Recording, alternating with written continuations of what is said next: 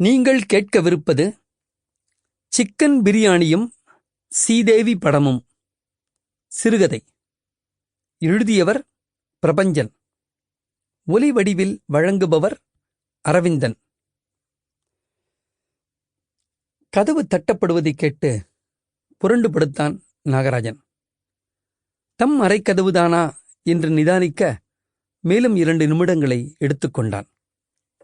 வெளியிலிருந்து அண்ணே அண்ணே என்கிற குரல்.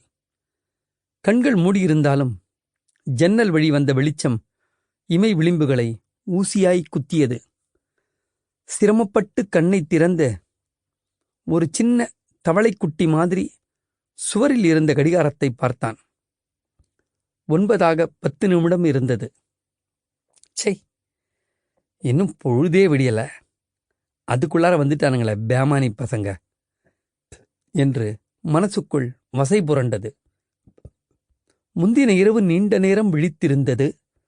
தண்ணீர் கலக்காது பச்சையாக சாப்பிட்டிருந்த மால்ட் விஸ்கி இரண்டும் தலையை இடித்துக் கொண்டிருப்பதை உணர்ந்தான்.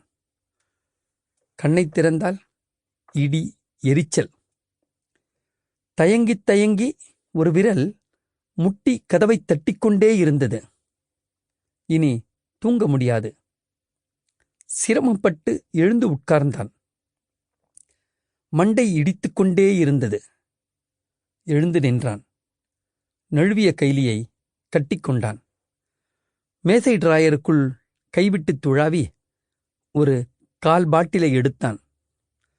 இந்த Sample complete. Ready to continue?